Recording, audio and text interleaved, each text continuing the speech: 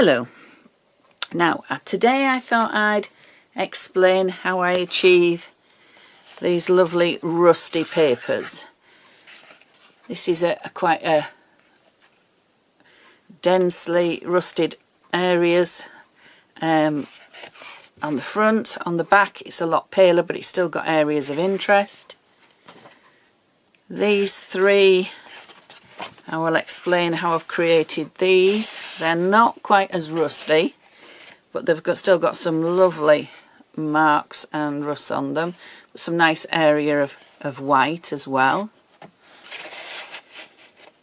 This one is slightly different, but I still love it.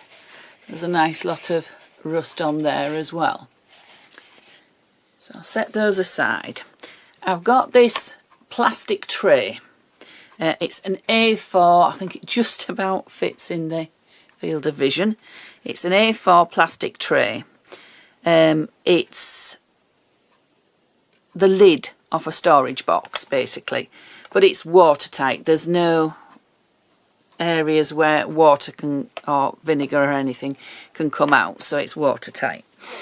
I've got a sheet of A4 cardstock. It's 210 GSM and it's no particular special cardstock, it's just white cardstock. It's from a A4 pack of 32 sheets from B&M, a UK store. I'm going to pop that, well, to set off with, I'll explain what I've got. I have some cider vinegar in this little bottle with a flip top. It's not expensive, it's just Morrison's cider vinegar. It doesn't smell quite as strong as the malt vinegar that I sometimes use. It's still strong, but not quite as strong. I have the PaperArtsy rusting powder, which I've decanted into this little pot because it's got a wider mouth and I can get my brush in and get some powder out, rather than sprinkling out of here, which you get a definite line, which is not what I want. So this brush is quite an open, I don't think, oh, it's number 12 Blackbird, whatever that is. I'm not into brush types, but it's quite open. You could use a fan brush as well. I've also got this jam jar, which any excess vinegar and obviously rusting powder that's mixed into it, I pour it into here and then keep the lid on so that I can use that as well. You can see the jam jar's quite rusty at the bottom. So we start out with a little bit of vinegar, I might as well use it out of here, in the bottom of our A4 tray. Now I have got a sheet that I'd started to record this video and then my camera decided to switch itself off. So I've already had this sheet of card in the vinegar and then taken it out because the recording stopped. But basically you would put your cardstock in there on top of the vinegar. I'm then going to just gently sprinkle some rusting powder about.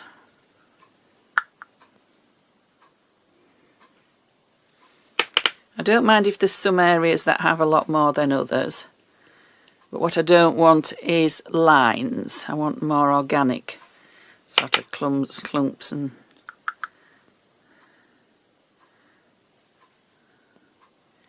yeah, you see what I mean. It's just sort of, oh, that's a bit much in one place. That's it. I am wearing a mask so that any powder that is floating about doesn't float up my nose. So I've got this is vinegar and rusting powder. I'm going to pour that on.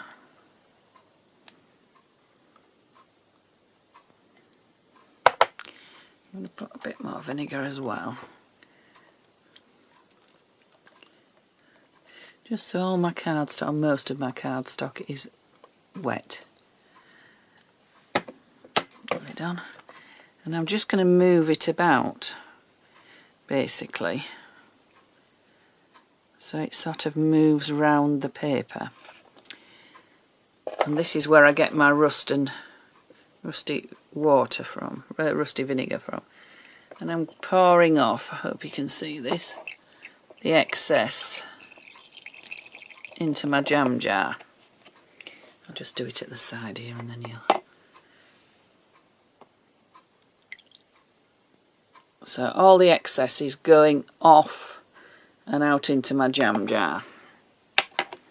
But you can see we've still got some rusting powder on there and it's very wet with the vinegar. Now I tend to, at this point, get a corner and just turn it over and make sure that it is nice and wet on both sides. There we are. So then I'll come back again and a bit more rusting powder.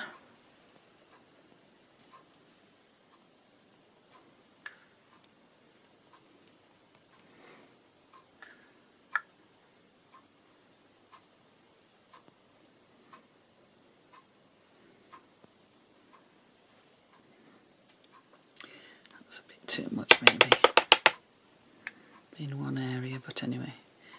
And you can see it sort of floats about if on the vinegar that we've got on the top of the paper. It moves, which is quite nice.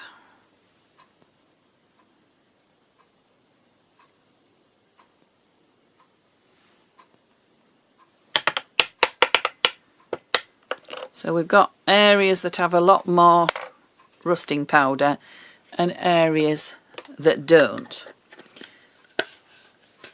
If I wanted, I could add a little bit more vinegar, maybe just a little bit, just to disperse.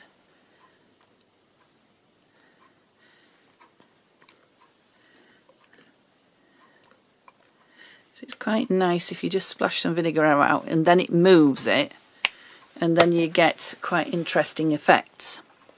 So there we are. That's where I'm going to leave it. I'm going to set this aside overnight and come back and see what we've got in the morning. So we should have something quite similar to this, with darker areas but also paler areas, but with some interest on the back.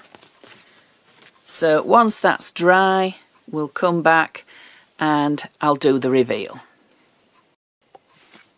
Hello, so we're back. It's the next day. I'm really pleased with this sheet of rusty cardstock. It's got some lovely, lovely texture and marks that it's created where I've dropped the vinegar in to the rusting powder. What I do now, you don't have to do if you don't want, but I tend to because I think it's just a good idea. I get a fairly stiff brush and I just brush the top of it. This just loosens any... I've got this one which is a stencil brush, and I actually go over the areas where there might be any loose powder and just brush it.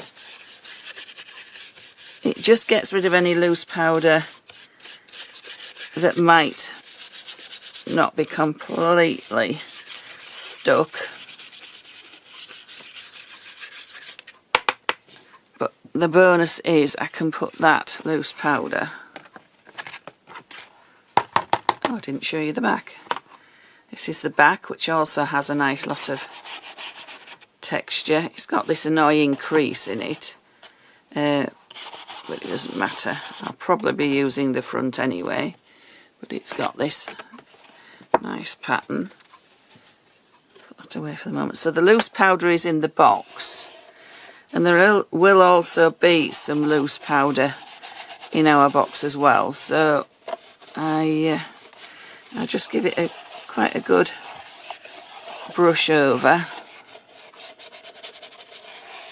to loosen any powder. Tap it down to one corner and then put it in my rust pot, a jam jar that you remember we had the vinegar and the powder in. That's, any loose powder can just go in there.